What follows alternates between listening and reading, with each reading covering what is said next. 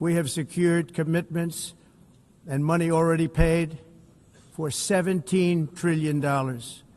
Think of it, 4 years, less than $1 trillion, 8 months, much more than $17 trillion is being invested in the United States, and it's now pouring in from all parts of the world. We've implemented the largest tax cuts in American history and the largest regulation cuts in American history, making this once and again the best country on earth to do business.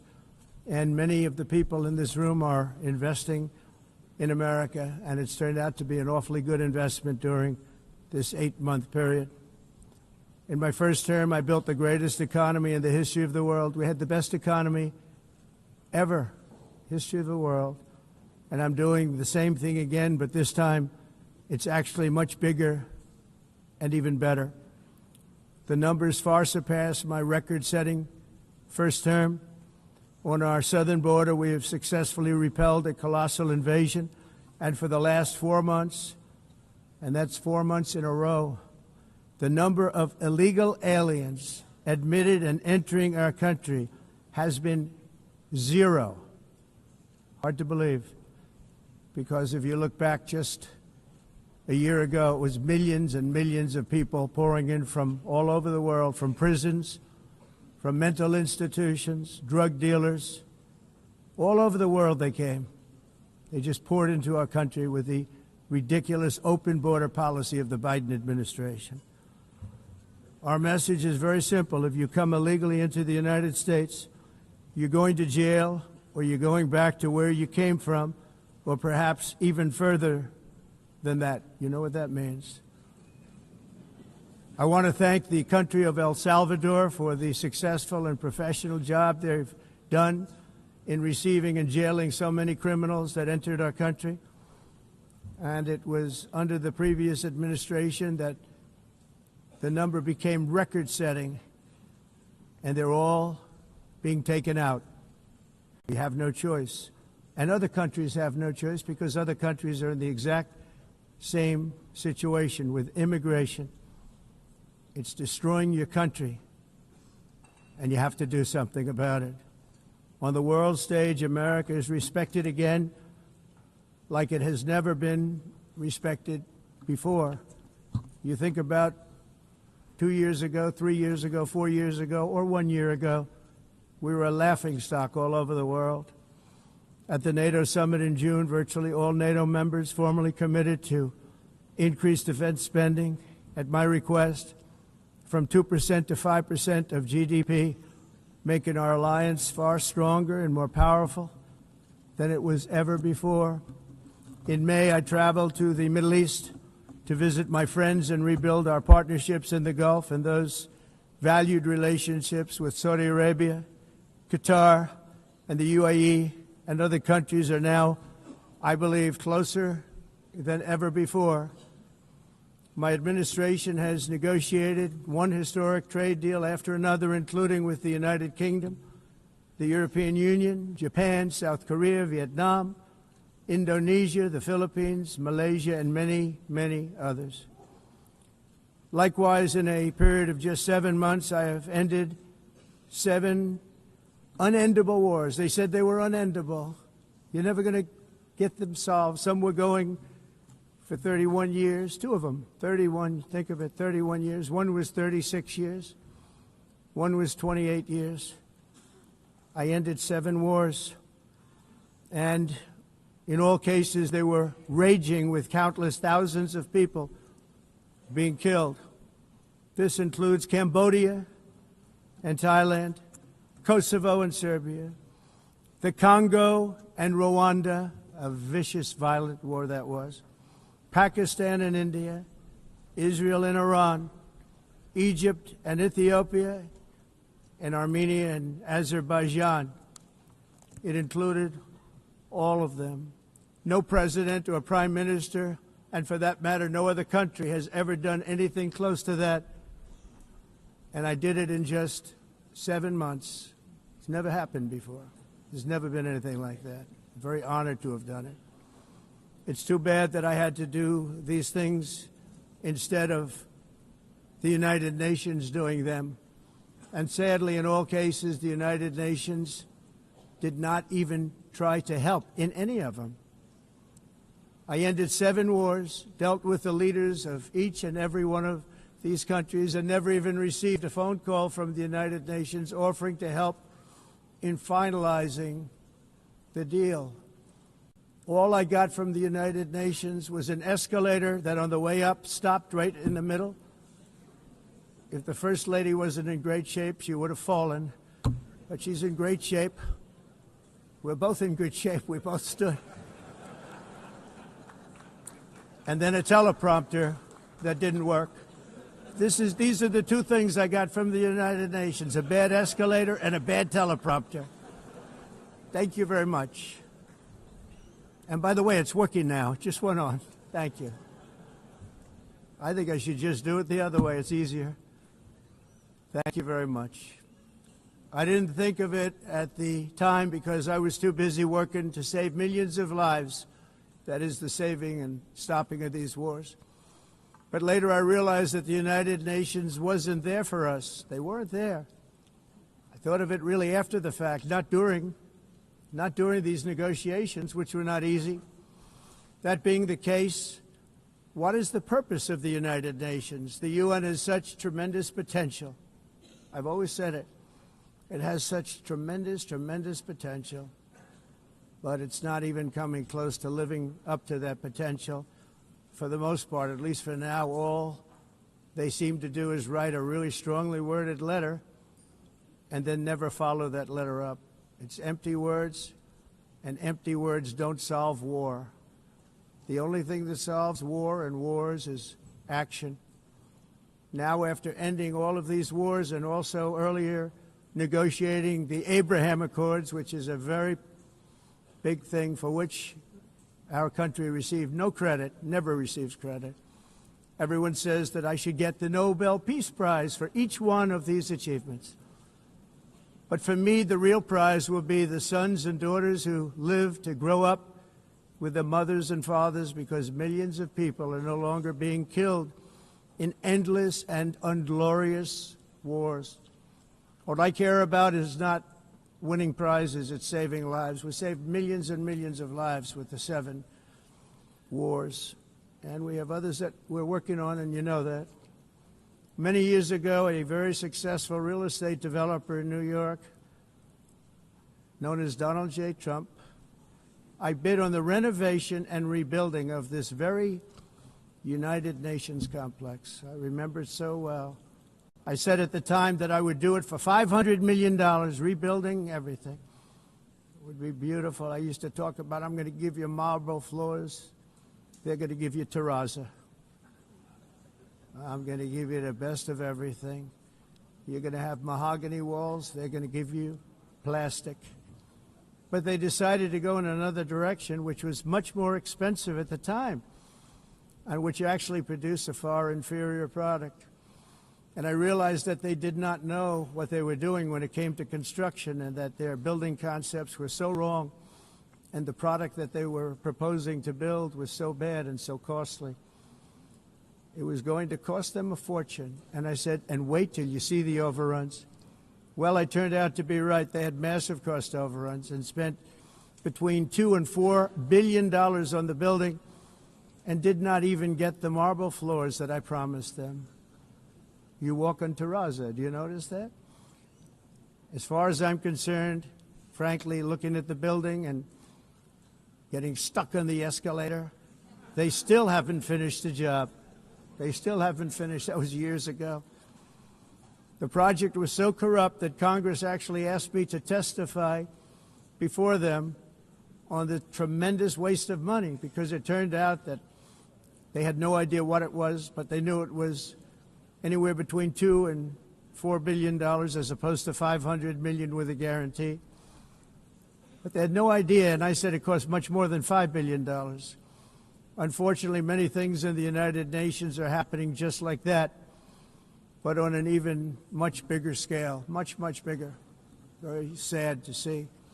Whether the UN can manage to play a productive role, I've come here today to offer the hand of American leadership and friendship to any nation in this assembly that is willing to join us in forging a safer, more prosperous world. And it's a world that we'll be much happier with. A dramatically better future is within our reach. But to get there, we must reject the failed approaches of the past and work together to confront some of the greatest threats in history. There is no more serious danger to our planet today than the most powerful and destructive weapons ever devised by man, of which the United States, as you know, has many. Just as I did in my first term, I've made containing these threats a top priority, starting with the nation of Iran. My position is very simple. The world's #1 sponsor of terror can never be allowed to possess the most dangerous weapon. That's why shortly after taking office, I sent the so-called Supreme Leader a letter making a generous offer. I extended a pledge of full cooperation in exchange for a suspension of Iran's nuclear program. The regime's answer was to continue their constant threats to their neighbors and U.S. interests throughout the region and some great countries that are right nearby. Today, many of Iran's former military commanders, in fact, I can say almost all of them, are no longer with us. They're dead. And 3 months ago, in Operation Midnight Hammer, 7 American B-2 bombers dropped the 14 30,000-pound each bombs on Iran's key nuclear facilities, totally obliterating everything. No other country on earth could have done what we did. No other country has the equipment to do what we did. We have the greatest weapons on earth. We hate to use them. But we did something that for 22 years people wanted to do. With Iran's nuclear enrichment capacity demolished, I immediately brokered an end to the 12-day war, as it's called, between Israel and Iran, with both sides agreeing to fight no longer. As everyone knows, I have also been deeply engaged in seeking a ceasefire in Gaza. Have to get that done. Have to get it done.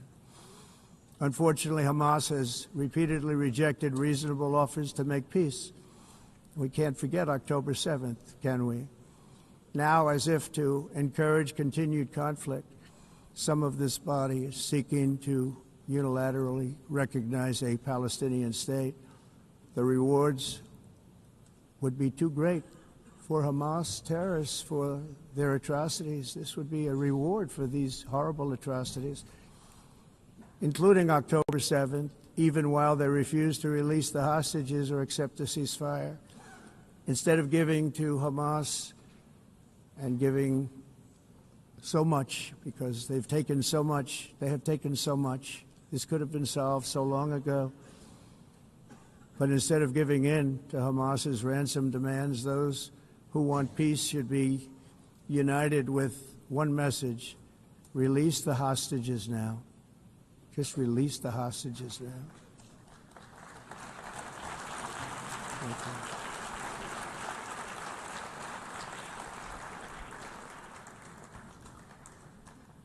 Thank you. As we have got to come together, and we will come together, going to get it done. We have to stop the war in Gaza immediately. We have to stop it. We have to get it done.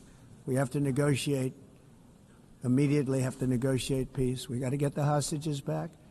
We want all 20 back.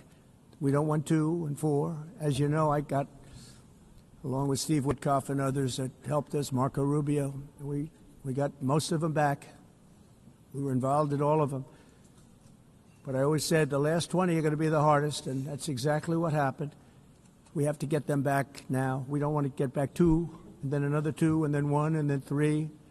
Have this process. No, we want them all back, and we want the actually 38 dead bodies back, too. Those parents came to me, and they want them back, and they want them back very quickly and very badly, as though they were alive. They want them. They want them every bit as much as if their son or daughter were alive. I've also been working relentlessly, stopping the killing in Ukraine. I thought that would be, of the 7 wars that I stopped, I thought that would be the easiest because of my relationship with President Putin, which had always been a good one. I thought that was going to be the easiest one. But, you know, in war, you never know what's going to happen. There are always lots of surprises, both good and bad. Everyone thought Russia would win this war in 3 days, but it didn't work out that way. It was supposed to be just a quick little skirmish. It's not making Russia look good. It's making them look bad. No matter what happens from here on out, this was something that should have taken a matter of days, certainly less than a week. And they've been fighting for 3.5 years and killing anywhere from 5,000 to 7,000 young soldiers, mostly soldiers, on both sides, every single week, from 5,000 to 7,000 dead young people, and some in cities, much smaller numbers, where rockets are shot, where drones are dropped. This war would never have started if I were president. This was a war that should have never happened. It shows you what leadership is, what bad leadership can do to a country. Look what happened to the United States, and look where we are right now in just a short period of time. The only question now is how many more lives will be needlessly lost on both sides. China and India are the primary funders of the ongoing war by continuing to purchase Russian oil. But inexcusably, even NATO countries have not cut off much Russian energy and Russian energy products, which, as you know, I found out about 2 weeks ago, and I wasn't happy. Think of it. They're funding the war against themselves. Who the hell ever heard of that one? In the event that Russia is not ready to make a deal to end the war, then the United States is fully prepared to impose a very strong round of powerful tariffs, which would stop the bloodshed, I believe, very quickly. But for those tariffs to be effective, European nations, all of you are gathered here right now, would have to join us in adopting the exact same measures. I mean, you're much closer to this. We have an ocean in between. You're right there. And Europe has to step it up. They can't be doing what they're doing. They're buying oil and gas from Russia while they're fighting Russia. It's embarrassing to them, and it was very embarrassing to them when I found out about it, I can tell you that. But they have to immediately cease all energy purchases from Russia. Otherwise, we're all wasting a lot of time. So I'm ready to discuss this. We're going to discuss it today with the European nations, all gathered here. I'm sure they're thrilled to hear me speak about it, but that's the way it is. I like to speak my mind and speak the truth. As we seek to reduce the threat of dangerous weapons today, I'm also calling on every nation to join us in ending the development of biological weapons once and for all.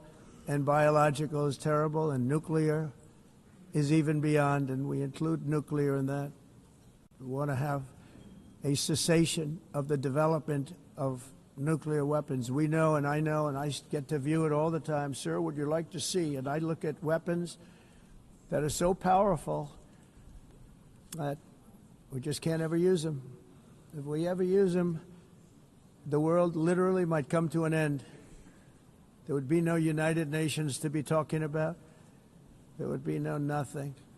Just a few years ago, reckless experiments overseas gave us a devastating global pandemic. Yet despite that worldwide catastrophe, many countries are continuing extremely risky research into bioweapons and man-made pathogens. This is unbelievably dangerous. To prevent potential disasters, I'm announcing today that my administration will lead an international effort to enforce biological weapons convention, which is going to be meeting with the top leaders of the world by pioneering an AI verification system that everyone can trust. Hopefully the UN can play a constructive role, and it will also be one of the early projects under AI. Let's see how good it is, because a lot of people are saying it could be one of the great things ever, but it also can be dangerous, but it could be put to tremendous use and tremendous good, and this would be an example of that. Not only is the UN not solving the problems it should, too often, It's actually creating new problems for us to solve. The best example is the number one political issue of our time, the crisis of uncontrolled migration. It's uncontrolled. Your countries are being ruined. The United Nations is funding an assault on Western countries and their borders.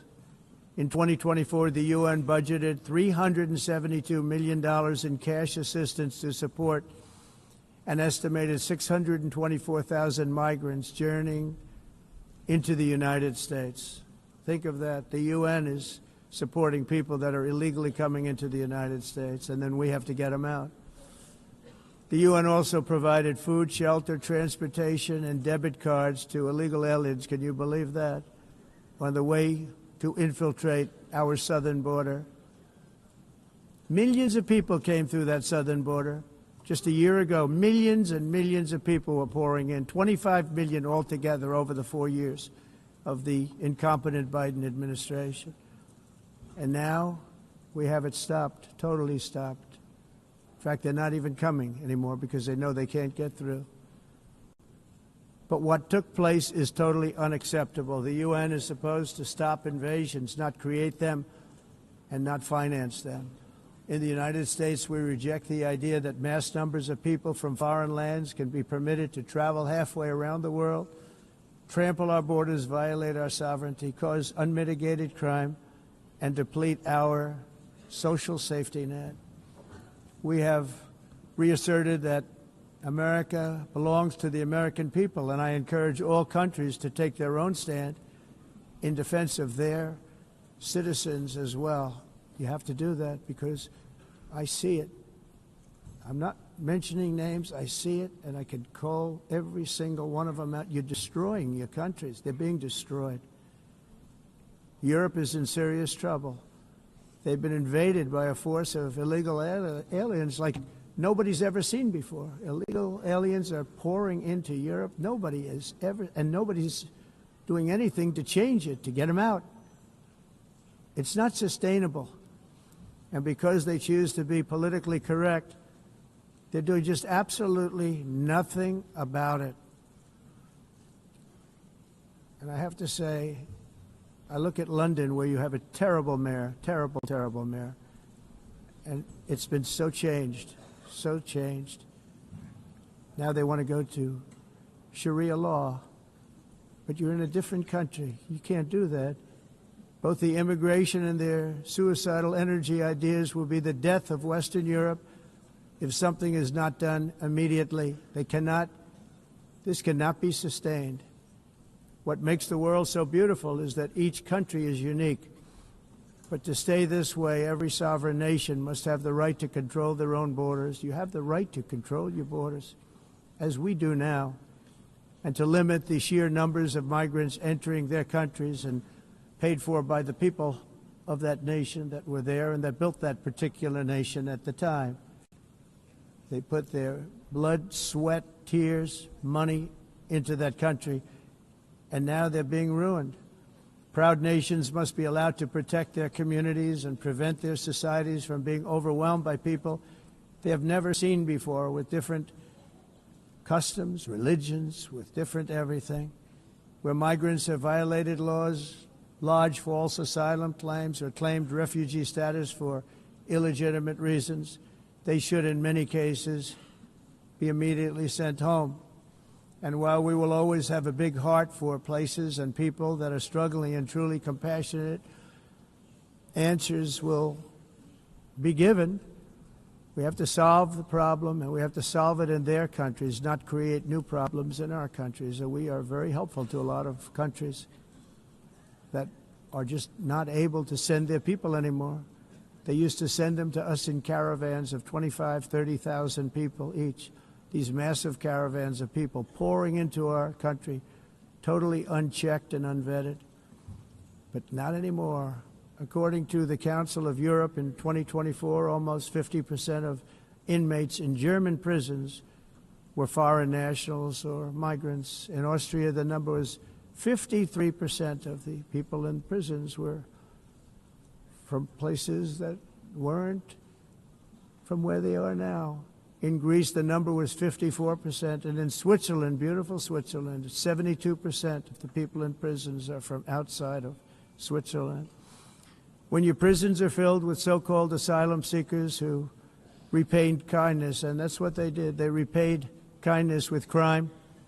It's time to end the failed experiment of open borders. You have to end it now. See, I can tell you. I'm really good at this stuff. Your countries are going to hell. In America, we've taken bold action to swiftly shut down uncontrolled migration. Once we started detaining and deporting everyone who crossed the border and removing illegal aliens from the United States, they simply stopped coming. They're not coming anymore. We're getting a lot of credit, but they're not coming anymore. This was a humanitarian act for all involved because on the trips up, thousands of people a week were dying. Women were being raped. Nobody's ever seen anything like it. Raped, horribly beaten, raped. On the trip up, the journey up, it was a long walk. It was a long, arduous journey, indeed. And it was also a historic victory against human trafficking throughout the region. What we did was a victory, and we saved so many lives of people that wouldn't make the journey. That journey was loaded up with death. Loaded up with death. Dead bodies all along the roads of jungles to get up. They go through jungles, they go through areas so hot you couldn't breathe. They were dying of suffocation, areas so hot that you couldn't breathe. Dead bodies all over. By them not coming, we're saving tremendous numbers of lives. My people have done a fantastic job in doing what they did, and the American public agrees with it. I mean, I was very proud to see this morning I have the highest poll numbers I've ever had. Part of it is because of what we've done on the border. I guess the other part is what we've done on the economy. Joe Biden's policies empowered murderous gangs, human smugglers, child traffickers, drug cartels, and prisoners from all over the world. The previous administration also lost nearly 300,000 children. Think of that. They lost more than 300,000 children, little children, who were trafficked into the United States on the Biden watch, many of whom have been raped, exploited, and abused, and sold. Sold. Nobody talks about that. The fake news doesn't write about it. With many others, young children who are missing or dead. And we found a lot of these children, and we're sending them back, and we've been sending them back to their parents. They said, nobody knows who they are. They said, where do you come from? And they'll give us a country, and we'll find out, and we'll figure it out, and we'll bring them back to their homes. And the mother and father rush to the door, and their tears in their eyes. They can't believe that they're seeing their son or daughter, their little son or daughter again. We've done almost 30,000 of them so far. Any system that results in the mass trafficking of children is inherently evil. Yet that is exactly what the globalist migration agenda has done, and it's what it's all about. In America, those days, as you know, are over. The Trump administration is working, and we are continuing to work to track down the villains that are causing this problem, and also, as I said, to get back the 30,000 we've already returned. Now I think we're going to have another. We're going to find a lot. You're not going to find all of them. 300, more than 300,000. They're lost or they're dead. They're lost or they're dead because of the animals that did this. To protect our citizens, I've also designated multiple savage drug cartels as far as and you see this, and you see it happening right before your eyes.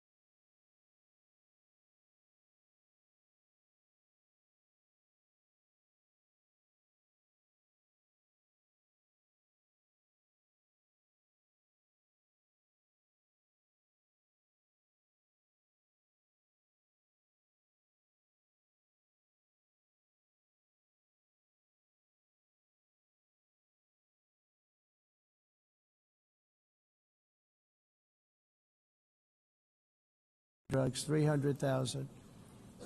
Fentanyl and other drugs. Each boat that we sink carries drugs that would kill more than 25,000 Americans. We will not let that happen. Energy is another area where the United States is now thriving like never before. We're getting rid of the falsely named renewables. By the way, they're a joke. They don't work. They're too expensive. They're not strong enough to fire up the plants that you need to make your country great. The wind doesn't blow. Those big windmills are so pathetic and so bad, so expensive to operate.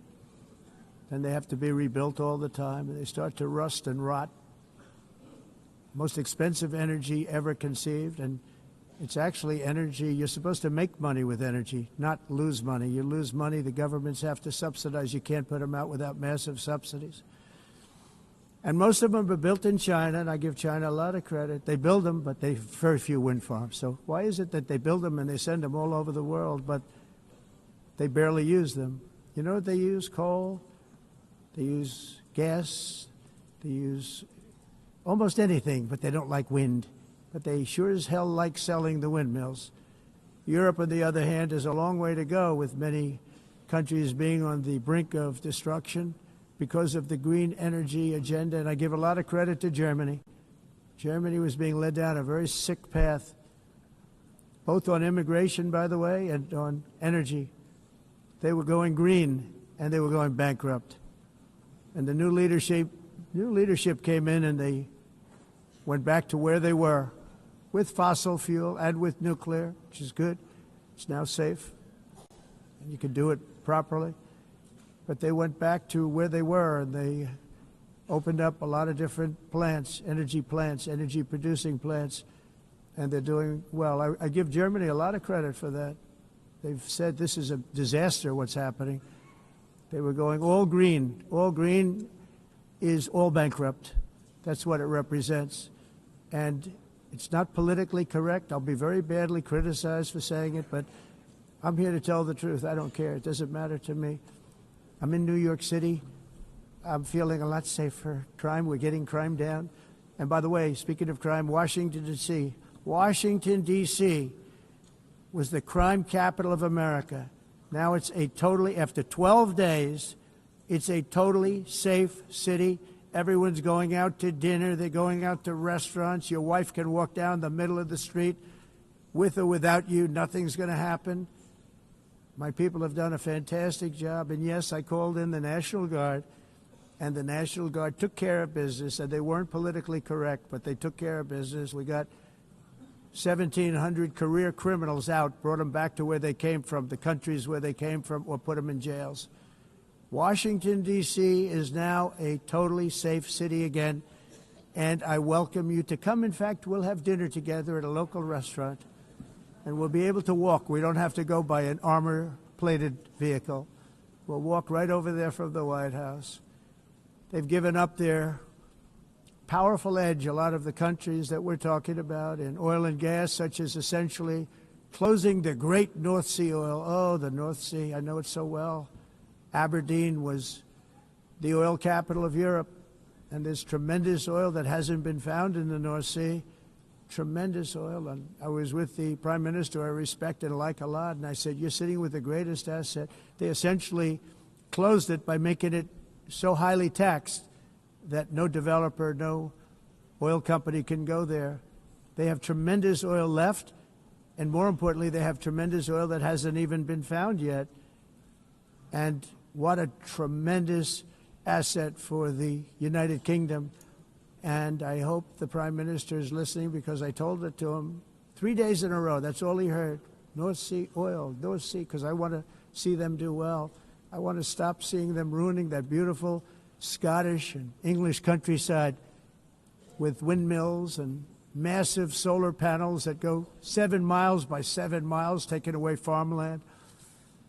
But we're not letting this happen in America. In 1982, the executive director of the United Nations Environmental Program predicted that by the year 2000, climate change would cause a global catastrophe. He said that it will be irreversible, as any nuclear holocaust would be. This is what they said at the United Nations. What happened? Here we are. Another UN official stated in 1989 that within a decade, entire nations could be wiped off the map by global warming. Not happening. You know, it used to be global cooling. If you look back years ago in the 1920s and the 1930s, they said, global cooling will kill the world. We have to do something.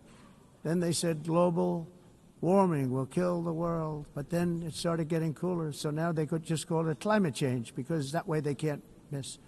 It's climate change. Because if it goes higher or lower, whatever the hell happens, there's climate change. It's the greatest con job ever perpetrated on the world, in my opinion. Climate change, no matter what happens, you're involved in that. No more global warming, no more global cooling. All of these predictions made by the United Nations and many others, often for bad reasons, were wrong. They were made by stupid people that have cost their countries fortunes and given those same countries no chance for success. If you don't get away from this green scam, your country is going to fail. And I'm really good at predicting things, you know. They actually said during the campaign they had a hat, the best-selling hat. Trump was right about everything. And I don't say that in a braggadocious way, but it's true. I've been right about everything. And I'm telling you that if you don't get away from the green energy scam, your country is going to fail. And if you don't stop people that you've never seen before, that you have nothing in common with, your country is going to fail. I'm the President of the United States, but I worry about Europe. I love Europe. I love the people of Europe. And I hate to see it being devastated by energy and immigration. This double-tailed monster destroys everything in its wake, and they cannot let that happen any longer. You're doing it because you want to be nice. You want to be politically correct, and you're destroying your heritage. They must take control strongly and immediately of the unmitigated immigration disaster and the fake energy catastrophe before it's too late. The carbon footprint is a hoax made up by people with evil intentions, and they're heading down a path of total destruction. You know, the carbon footprint was a big, big thing a few years ago. I remember hearing about the carbon footprint, and then President Obama would get into Air Force One, a massive Boeing 747, and not a new one, an old one with old engines that spew everything into the atmosphere. He'd talk about the carbon footprint, we must do so. Then he'd get in and he'd fly from Washington to Hawaii to play a round of golf. And then he'd get back onto that big, beautiful plane and he'd fly back and he'd talk about, again, global warming and the carbon footprint. It's a con job. At extreme cost and expense, Europe reduced its own carbon footprint by 37%. Think of that. Congratulations, Europe. Great job. You cost yourself a lot of jobs, a lot of factories closed, but you reduced the carbon footprint by 37%. However, for all of that sacrifice and much more, it's been totally wiped out and then some by a global increase of 54%. Much of it coming from China and other countries that are thriving around China, which now produces more CO2 than all the other developed nations in the world. So all of these countries are working so hard on the carbon footprint, which is nonsense, by the way. It's nonsense. You know, it's interesting. In the United States, we have still radicalized environmentalists, and they want the factories to stop. Everything should stop. No more cows. We don't want cows anymore. I guess they want to kill all the cows. They want to do things that are just unbelievable, and you have it too. But, you know, we have a border, strong, and we have a shape, and that shape doesn't just go straight up. That shape is amorphous when it comes to the atmosphere. And if we had the most clean air, and I think we do, we have very clean air. We have the cleanest air we've had in many, many years. But the problem is that other countries, like China, which has air that's a little bit rough, it blows. And no matter what you're doing down here, the air up here tends to get very dirty because it comes in from other countries where their air isn't so clean. And the environmentalists refuse to acknowledge that. Same thing with garbage. In Asia, they dump much of their garbage right into the ocean. And over about a 1 week and 2 week journey, it flows right past Los Angeles. You've seen it. Massive amounts of garbage, almost too much to do anything about, flowing past Los Angeles, past San Francisco, and then somebody will get in trouble because he dropped a cigarette on the beach. The whole thing is crazy. The primary effect of these brutal green energy policies has not been to help the environment, but to redistribute manufacturing and industrial activity from developed countries that follow the insane rules that are put down to polluting countries that break the rules and are making a fortune. They're making a fortune. European electricity bills are now 4 to 5 times more expensive than those in China and 2 to 3 times higher than the United States. And our bills are coming way down. You probably see that our gasoline prices are way down. You know, we have an expression, drill, baby, drill, and that's what we're doing. We're going to be much lower in a year from now. But they've come way down over the last year. As a result, every air conditioner is like very uncommon to see one in some of these countries because the electric costs are so high. So while the U.S. has approximately 1,300 heat-related deaths annually, that's a lot, Europe loses more than 175,000 people to heat deaths each year because the costs are so expensive you can't turn on an air conditioner. What is that all about? That's not Europe. That's not the Europe that I love and know. All in the name of pretending to stop the global warming hoax. The entire globalist concept of asking successful industrialized nations to inflict pain on themselves and radically disrupt their entire societies must be rejected completely and totally, and it must be immediate. That's why in America I withdrew from the fake Paris Climate Accord, where, by the way, America was paying so much more than every country. Others weren't paying. China didn't have to pay until 2030. Russia was given an old standard that was easy to meet, a 1990 standard. But for the United States, we're supposed to pay like $1 trillion. And I said, this is another scam. The fact is, the United States has been taken advantage of by the world for many, many years, but not any longer, as you probably noticed. I unleashed massive energy production and signed historic executive orders to hunt for oil, but we don't have to do much hunting because we have the most oil of any nation anywhere, oil and gas in the world. And if you add coal, we have the most of any nation in the world. Clean, I call it clean, beautiful coal. You can do things today with coal that you couldn't have done 10 years ago, 15 years. So I have a little standing order in the White House. Never use the word coal, only use the words clean, beautiful coal. Sounds much better, doesn't it? But we stand ready to provide any country with abundant, affordable energy supplies if you need them, when most of you do. We're proudly exporting energy all over the world. We're now the largest exporter. In the United States, we want trade and robust commerce with all nations, everybody. We want to help nations. We're going to help nations. But it must also be fair and reciprocal. The challenge with trade is much the same with climate. The countries that followed the rules, all their factories have been plundered. It's really sad to watch. They've been broken. They've been broken by countries that broke the rules. That's why the United States is now applying tariffs to other countries, and much as these tariffs were for many years applied to us, uncontrollably applied to us. We've used tariffs as a defense mechanism under the Trump administration, including my first term, where hundreds of billions of dollars in tariffs were taken in. And by the way, we had the lowest inflation, and now we have very low inflation. The only thing different is that we have hundreds of billions of dollars flowing into our country. But this is how we will ensure that the system works for everyone and is sustainable into the future.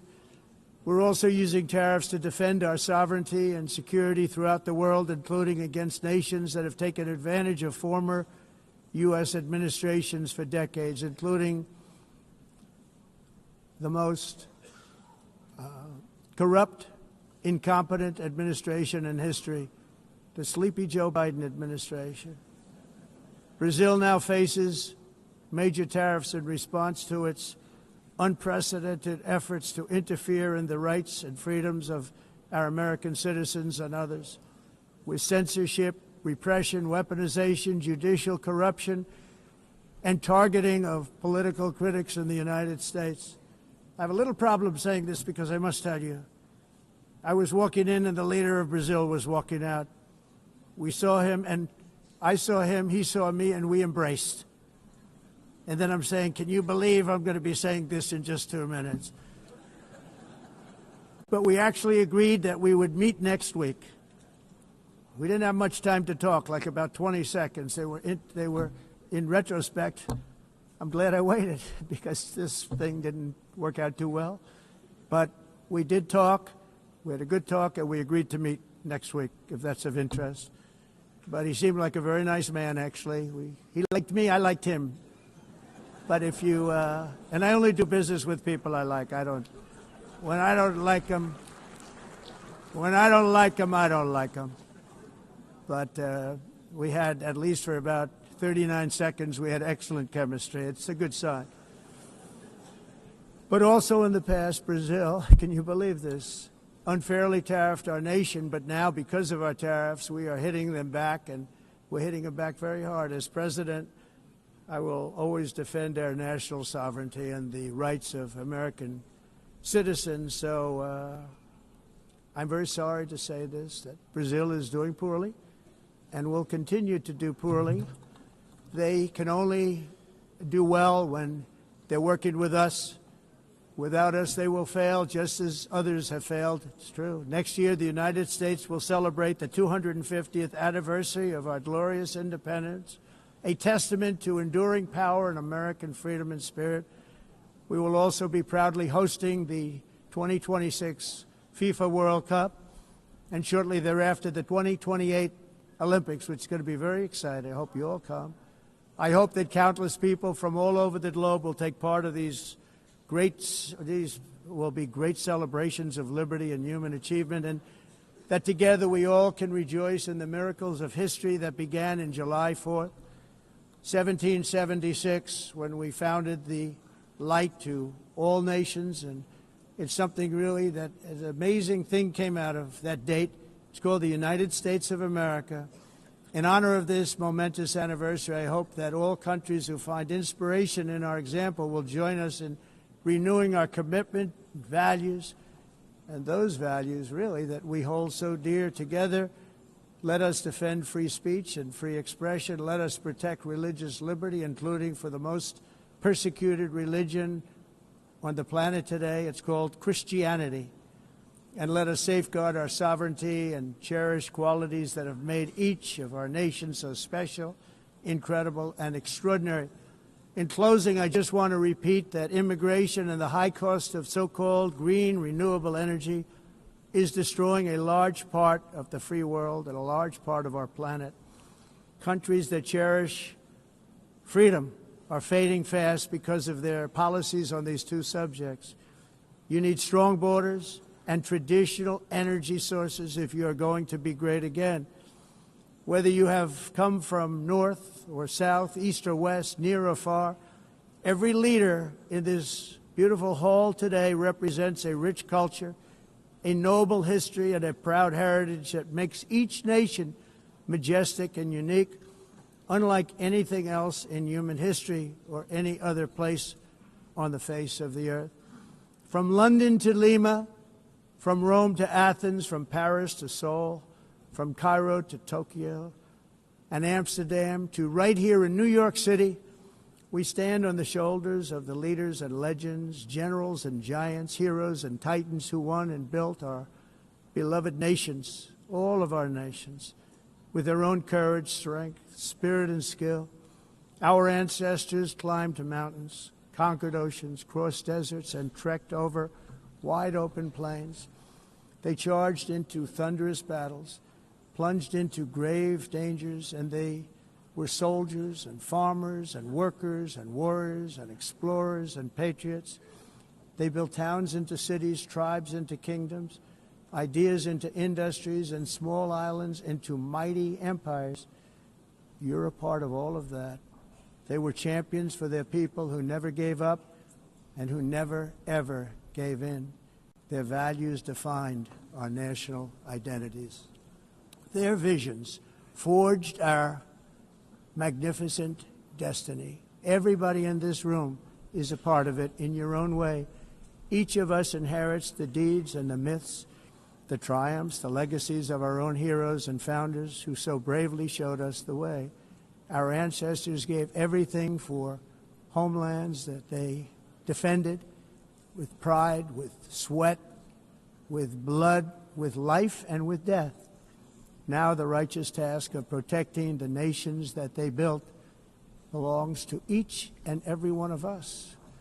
So together let us uphold our sacred duty to our people and to our citizens. Let us protect their borders, ensure their safety, preserve their cultures, treasure, and traditions, and fight, fight, fight for their precious dreams and their cherished freedoms. And in friendship and really a beautiful vision, let us all work together to build a bright, beautiful planet, a planet that we all share, a planet of peace and a world that is richer, better, and more beautiful than ever before. That can happen. It will happen. It will happen, and I hope it can happen and start right now, right at this moment. We'll turn it around. We're going to make our countries better, safer, more beautiful. We're going to take care of our people. Thank you very much. It's been an honor. God bless the nations of the world. Thank you very much. Bye.